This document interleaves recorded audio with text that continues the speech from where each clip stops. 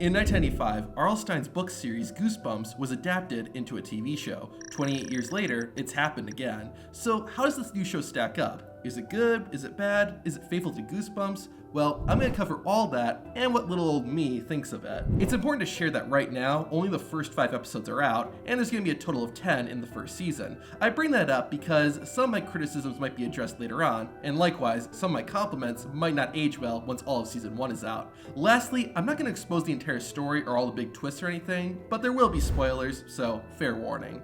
Alright, so first, what does the new Goosebumps show do well? It's honestly kind of what Goosebumps books do well, the story. The mystery of this new show is done masterfully. The plot is complex enough that you want to know more and what's going to happen next. At the same time, it's not too complex where you get lost and need someone to explain it. Once you get an answer to one question, that creates even more questions. Also, much like how Goosebumps books had chapter-ending cliffhangers, the 2023 show has those at the end of every episode, and they're done great.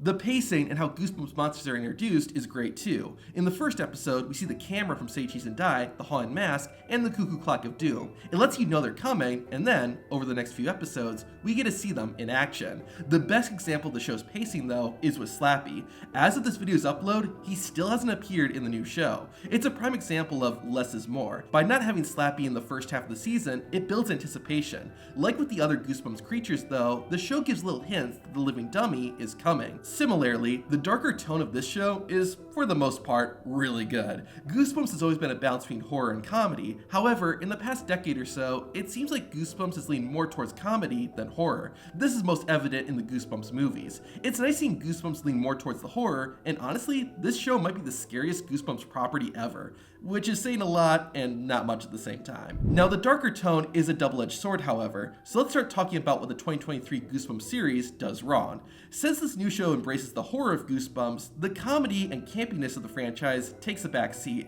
There are jokes and a bit of silliness, but it's not like the other Goosebumps projects. Here's an example. The 2015 Goosebumps movie had 2 comedic police characters. In the new show, the police are portrayed much more seriously. I'm not saying one way is better, but again, Goosebumps was a happy marriage between horror and comedy. It's not just humor though. The campiness Goosebumps is known for is also missing. For example, here's what the camera from Say Cheese and Die looked like in the 90s Goosebumps show, and here's what it looks like in the new show.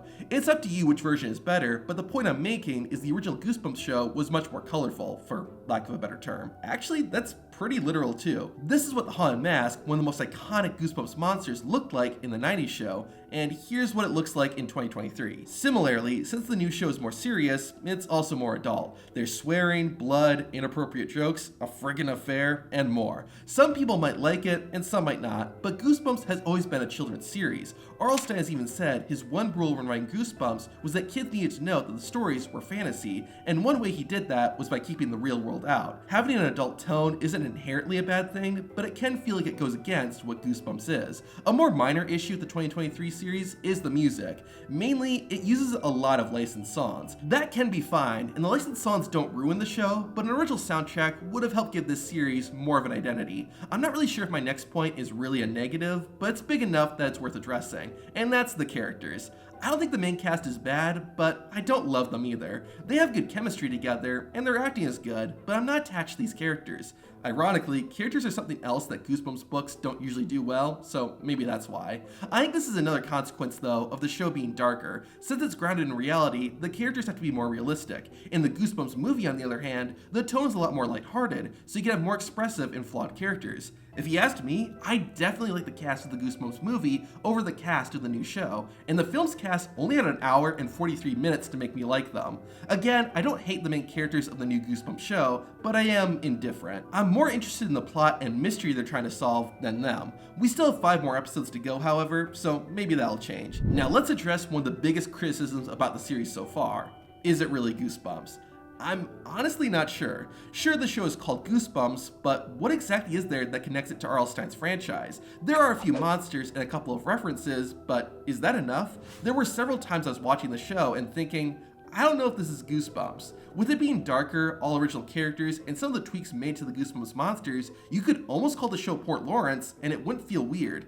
Now on the flip side, what makes something Goosebumps. If it needs to have already existing Goosebumps characters and creatures, then the newest book, House of Shivers 1, shouldn't be a real Goosebumps story, because it features all original characters and creatures. The book was written by R.L. Stine though, but if that's a determining factor, the Goosebumps movies, video games, and even the original TV show shouldn't be considered Goosebumps, since R.L. Stine didn't write them. Basically what I'm saying is that since Goosebumps is an anthology series where almost every story is standalone, having something be Goosebumps isn't so simple. One argument made is that they should have just made the new show like the original, with every episode being an adaptation of a Goosebumps book. That would have fixed this issue of not feeling like Goosebumps, and it would have been awesome to see newer Goosebumps books get the live action treatment. However, if the new Goosebumps show did that, it would have failed before it even started. The new show could have never been better or even as good as the 90s series, so rather than try to copy it, do something original. To back up that claim, let's look at Just Beyond, a Disney Plus show from 2021 that was an adaptation of a graphic novel series written by R.L. Stine. I can't speak about the novels, but this show is an anthology series like the original Goosebumps TV series. The tone of the episodes was very similar to the 90s Goosebumps. It was horror, but for the most part, pretty lighthearted and kind of campy. So what happened to Just Beyond?